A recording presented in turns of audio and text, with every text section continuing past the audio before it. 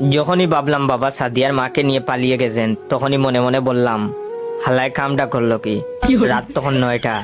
তখনই বাবা দেখি বাসায় আসছেন, আর সাথে ঘুমটা পড়া একজন মহিলা। বাবা এসেই বললেন, জয়, তোমার আম্মুকে সালাম করো। এই যে সকালে বলছিলাম না তোমার জন্য জান্নাত আনতে যাচ্ছি, এই নাও তোমার আম্মু। ওনার পায়ের নিচেই তোমার বেহেশত। তোমার মা নাই এতদিন ধরে, তাই তুমি বেহেশত থেকে বঞ্চিত ছিলে। আমি রাগে সাদিয়াকে কল দিয়ে বললাম, এই একটু আমাদের বাসায় আসো তো। তোমার মা আমাদের বাসায়। তারপর সাদিয়া আমাদের বাসায় আসলো। সব শুনে সাদিয়া আমাকে বলল, ভাইয়া। আমিও কোনো উপায় না পেয়ে সাদিয়াকে বললাম, আপু। আজ থেকে সাদিয়া আর আমি ভাই বোন হয়ে গেলাম। এভাবে কয়েকদিন গেল। হঠাৎ বাবা আমাকে একদিন বললেন, জয়, তুমি কেমন জানি জান্নাত থেকে বঞ্চিত হচ্ছ। এভাবে চললে তোমাকে জাহান্নামে যেতে হবে। আমিও মনে মনে ভাবলাম, ঠিকই, আমাকে লুচ্চামি বাদ দিতে হবে আর প্রতিদিন 5 ওয়াক্ত নামাজ পড়তে হবে। কিন্তু কে জানতো লুচ্চা বাপ এইবারও কষি একটা মেয়েকে বিয়ে করে আনছেন।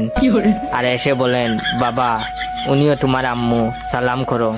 মায়ের পায়ের নিচে সন্তানের বেহেশত। তুমি সাদিয়ার মাকে সালাম করো না কেন জানি আমি বুঝি না, তাই তোমার জন্য নতুন আম্মু নিয়ে এসেছি। হঠাৎ মেয়েটার মাথার ঘুমটা পড়ে গেল। তখনই দেখি সে তো আমার এক্স। এবারও মনে মনে বললাম, হালায় কামটা করলো কি।